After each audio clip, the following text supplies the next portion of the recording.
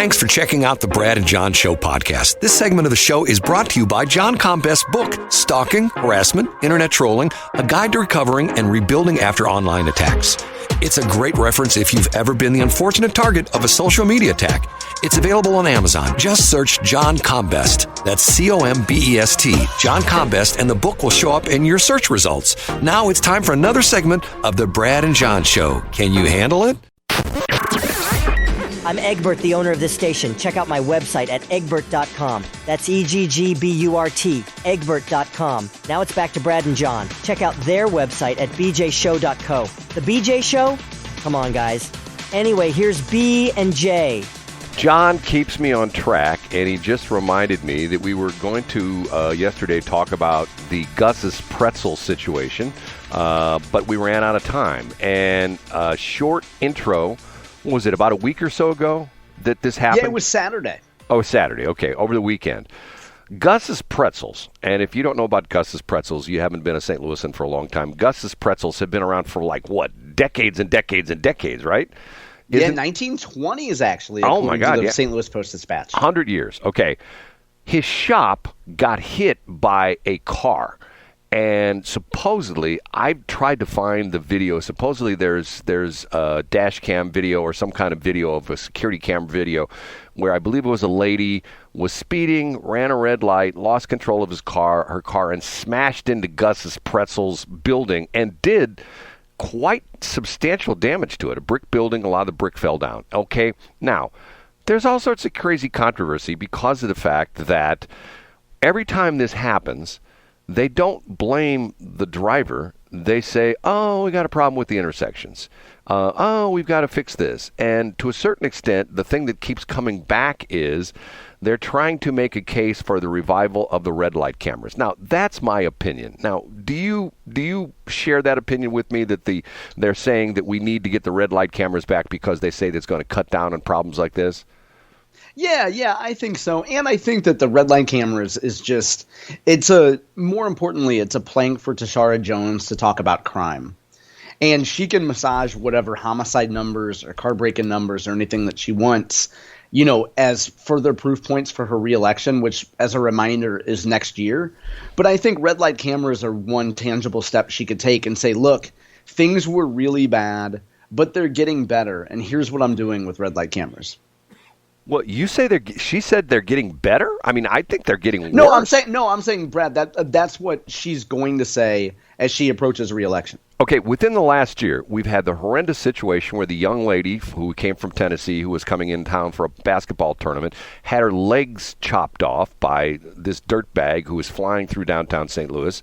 Then we had the mother and daughter team who were from Chicago who came in for the Drake concert, who once again were killed after a guy who's flying through the downtown area, and I think some people estimated his speed at one point in time was 80 miles an hour, which the last time I checked, I don't think there are any zones in the city of St. Louis where you can do 80 legally.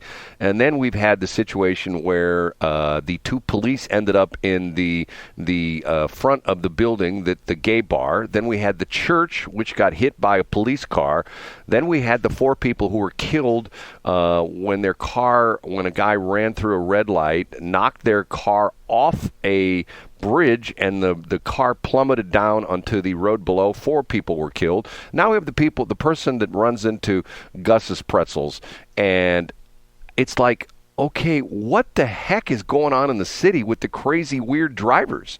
And the problem is, most of these people who are involved in these, except for the police, and some people would even say maybe you should include the police there. Well, but I'm not going to do that. But it's not that the traffic intersections are bad, or the traffic lights are improper, or the markings are wrong. They're just not following the law. You know what I'm saying? Yeah. And in general, if you feel, but I think almost I would guess that's Tashara Jones' argument. These folks think they can get away with it. And in an era in which we don't have a strong police force and we can't recruit officers in St. Louis City, we need to use every technology tool available to ensure public safety. I'm not lobbying for Tashara Jones here, but I'm guessing that would be her argument, Brad. Yeah, but what good are the red light cameras going to do? I mean, you get a ticket in the mail. I know, like to waive a misdemeanor at somebody who's probably got a couple warrants anyway. Like, that doesn't seem like much of a stick. Well, I recently got some pushback because I've always felt that the hate crime legislation is wrong because of the fact that if you murder somebody, if you are a white guy and you murder another white guy, they try you for murder. If you're a white guy and you murder a black guy, they try you for murder as a hate crime, which to me is like, okay, let me think about this for a minute.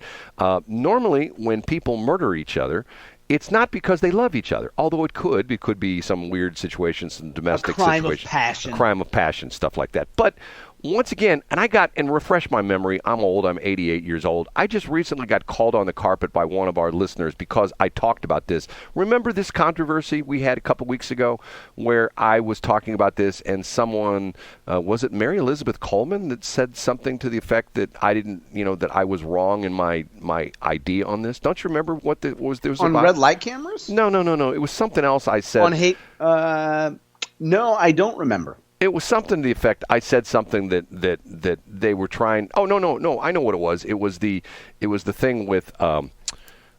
God, my mind. Let me think about it for a minute because we talked about this on the air that someone did not like what I said. They were putting some legislation through, and they listened to the show, and they essentially said. It was one of your legislator buddies who commented. Oh yeah, and it was you were comparing it to hate crime legislation. Oh, I know what it was.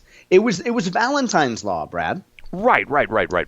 About fleeing the police and the idea. Now I don't believe. I know what it was, Brad. We got a comment from Representative Justin Sparks on Twitter. That's what it was. Brad. Right. And he said, and once again, he, I'm saying, and Justin Sparks, and I'm pretty sure it's the same guy that used to have the show on 97.1. It was, yeah, he confirmed that. Right, okay, and I think he was on there with his uncle, who was also like a detective in the St. Louis County Police. I used to listen to the show all the time, and I thought they did a really nice job. They gave the human side of policing, which I thought was sort of interesting, and what was interesting for me, once again, and I know some people are going to roll their eyes and go, here he goes again, I put myself through college as police dispatcher. I had the unique experience of working with police officers and hearing their opinions of things, because when things would happen to them, when one of them would be disciplined, when something happened, where one of them was injured, we have a couple of our officers who were almost killed in a drug investigation, things like that. I heard the other side and the unvarnished, I call it the unvarnished truth of what really happened, which was not necessarily what was reported to the media, but that's a whole other story. Sure. And once again, I know Justin because, and the deal was, and that involved a police chase where one of his buddies, who was a detective in St. Louis County, was killed in a police chase. And the sad part of it was he was not one of the pursuing officers. He apparently was in the area. I think that was how it went. I think it was up in Bellefontaine Neighbors or something, if I'm not mistaken. It was, yeah. It was at Chambers. It was at Chambers and Bellefontaine. Right, and he was not one of the pursuing vehicles. He heard the police call, and I believe he was in an unmarked car. He was a detective. That's exactly right, in a detective van. Yeah. Right, a detective car, van, or something like that. And he came into the area, and I don't know if he purposely tried to block the fleeing vehicle, whatever, but the guy hit him and killed him. Now, once again, I say charge the guy with murder. And I get what Justin Sparks is saying. He's trying to put one level above that, is that it's okay that I shouldn't say it's okay. It's one thing that if you murder Joe Citizen, let's say if I would have been sitting in that car and the fleeing suspect hit me and killed me, my life is not as important as a police detective. And I don't mean that in a bad sense, but I'm essentially saying we already have a law in the books that says that if you do that, it's a heinous crime. It's a capital, I believe, even to the point where couldn't that even be first-degree murder if that was a first-degree murder? Yeah, but Brad, to clarify though, I don't think that the Sparks legislation says that if when fleeing a police officer you kill another police officer. I think the legislation says if when fleeing a police officer you kill someone, then the charge goes from Class A to Class D felony or something like that. I don't think the law, Brad, is saying that if only if you kill an officer when fleeing an officer. I think the law is that if you're fleeing an officer and you kill anyone, then you get an increased penalty. Well, I agree with that, but I remember it well now. Okay, I also brought up the fact that I knew this guy, and he was not a friend of mine. He was a guy I did business with, and one day he bragged about being arrested twice for police chases, and I'm going like, yeah, okay, what is wrong with you? I mean, why would you do that? I mean, I don't get that whole thing. Yeah, he's probably just a tough guy, or he calls himself an adrenaline junkie, and he also thinks that if he goes around, Brad, a lot of guys who would hear that story would be like, whoa, dude, you're so cool. You're such an outlaw. Brad Hildebrand hears it and thinks you're an idiot. It's exactly what I thought. I thought to myself, why would you brag about something like that? Yeah, well, but I mean, come on. From playgrounds to 60-year-old men, people act like that, Brad. Now, 88-year-olds like you don't act like that, but some people do. Well, we're too busy having, our eye problems and playing Marco Polo and not cheating. John is so nice. When I had this yesterday, he sends me on he texted me a picture of a eyeball or something like that, or a marble or something. I'm going like, John is so. I also love the Mel Brooks from Young Frankenstein. You sent me that gift, Brad, remember? Yes. Matter of fact, if you go back and watch one of my favorite movies, which is The Big Short, you ever seen that? You have to have seen that movie. Everybody tells me I have to see that, and I've never seen it. You haven't seen that movie? No, and I'm familiar with the concept. So the idea of propping up the real estate bubble and how you know the market's gonna tank and how you can short it. But I'm also not a real estate guy, Brad. But this has everything to do with the stock market, John. This is not. Oh, I thought it was primarily based on the real estate bubble. It's based on the. Hold on a minute. It's a very interesting film in that it's got some great actors in it,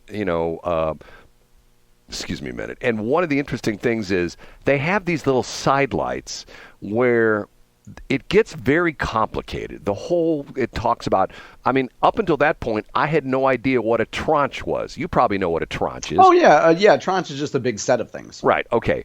I had no idea what a tranche was. And so interesting was, and during the movie, and they also have things where they do they tear down the fourth wall kind of deal, where the actors talk to you, the audience. They address the camera.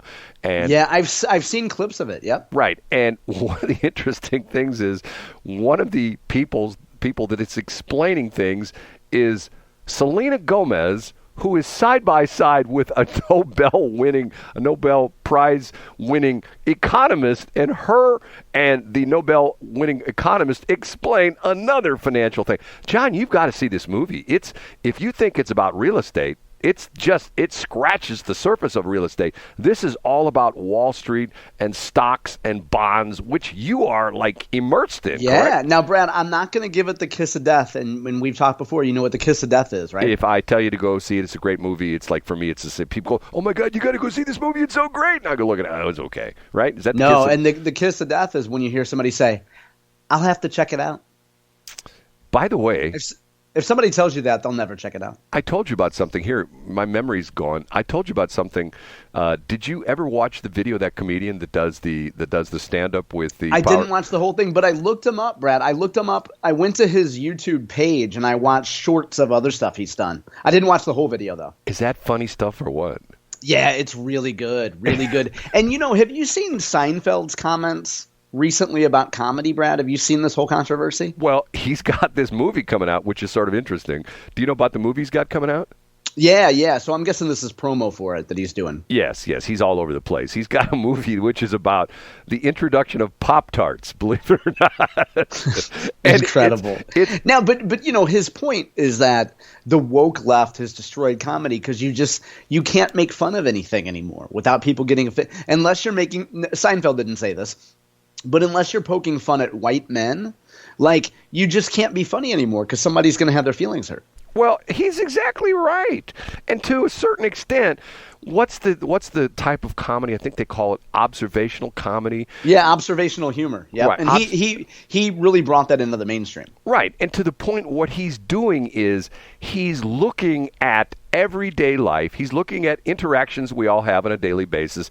He's looking at people that are in his life, his friends, his family, things like that, and pointing out some of the things they do, which are really funny. When you stack, you give it the old matter of fact. I should. There's a term that was used the other day. Matter of fact, just Monday, and I don't know if I should attribute this. I will. Chief Mosier, who is the new chief of the Wentzville Fire Protection District, I had a recording session with him, and him and I got sidetracked, and we talked about cars, because I'm a car freak, he's a car freak, he's got a GTO, he's got an older GTO, and he's talking about the fact that his GTO wasn't perfect. It was a 20-footer, okay? Are you familiar with this term? You have I had a 20-footer, huh? A 20-footer. Oh, from 20 feet away, it looks good, and then you get close, and you're like, yikes. Well, no, it's not necessarily yikes. You start picking up on the fact that, it's got a little dent here. It's got, a little scratch here. Matter of fact, I get it. But from 20 feet away, it looks great. At one point in time, my oldest son and I bought a car that we flipped, and part of the problem was, I'll tell you right up front what it was. It was a Porsche Boxster, which we bought relatively inexpensively, but it had a ton of miles on it. It almost had 200,000 miles, and it was a very first generation Porsche Boxsters, like in 1998 when they first came over from Germany. And the problem was the cars were built in Germany, and at this point in time, they had no intention of importing this to the United States. At the last minute, they said, let's import it to the United States. So in order to pass the EPA regulations, it had to have all these crazy, goofy things stuck on it, and they didn't work right, and they never worked right. And the problem was there's no way we could have ever gotten this car to pass inspections, and that's why I got it cheap, emissions inspection. So my son got it, and him and I fixed it up and did some other stuff to it, and we sold it, and we put right up front in the ad that it could not be titled in St. Louis County or St. Charles County or Jefferson County or Franklin County, because those were emission counties. You had to give, it had to be titled somewhere like in Warren County or in Illinois where they don't have emissions tests. So the two guys that show up to buy it, as my son was standing there, and the guy says, "It's a great 10-footer." And it was. Yeah. It was a cool-looking car, and he gave it 10 feet. But once you crested that 10-foot barrier and you got to within 5 feet, you started to notice, this is a problem here, and there's a center missing on one of the wheels. And the gas door, the interesting thing on the Porsche Boxsters at that era, the fuel filler is in the frunk, because, you know what I'm talking about? Yeah, I do know what you're talking about, yeah. Because the engine, these were mid-engine cars, so the gas tank's not in the back, the gas tank's in the front, and where you put the gas in is actually on the right front fender, which is sort of weird because you go like, why in the world would you put gas on the right front fender? But there was a door that covered the gas cap, like you flip the door open, you unscrew the cap. Well, the door was missing, so that was part of the 10-footer. So how do we? And now, so have you updated those numbers, Brad? For you, it would be a 10-incher now. No, it's funny when Chief Mosier said that, I thought to myself, and I told him the story. I said, it's funny you mentioned a 20-footer. My son and I had a car that we sold that we bought, cheap, and we flipped, and it was a 10-footer, and he laughed about that because once again, it's like car guy humor. If you're around car guys, yep, there's a whole subset of humor that you get. There's the guys, there's the Ford guys that always are rapping the Chevy guys, and then there's the domestic guys who are always rapping the imports, and then there's the exotic car guys who are always, the exotic car guys, the Ferrari and the Lambo guys are always, dissing the Chevrolet Corvettes because they're really trash. And if you want a real exotic car, it's got to be a Lamborghini, or it's just one of those stupid little things. I've seen the dark side of you when I mentioned that I had a real mower, Brad, and you are so anti-real mower. I didn't know that you were part of that. Well, the interesting thing about that is that other gang. Let me put it to you this way. Let me give you some things that sort of fit together. Real mowers, Birkenstocks, avocado toast, those all go into the same bucket. Get what I'm saying? They do. I have two of those. I'll never have Birkenstocks though, Brad. Thank you, John. Okay, we have to. Matter of fact, I heard this thing the other day on NPR of all things. You know what the new fashion statement for women is? Oh, comfortable shoes? Socks. and they talk about socks with stilettos, okay? And I'm not kidding. Yeah, I'm not kidding. Thanks for checking out the Brad and John Show podcast. This segment of the show is brought to you by John Combest's book, Stalking, Harassment, Internet Trolling, A Guide to Recovering and Rebuilding After Online Attacks.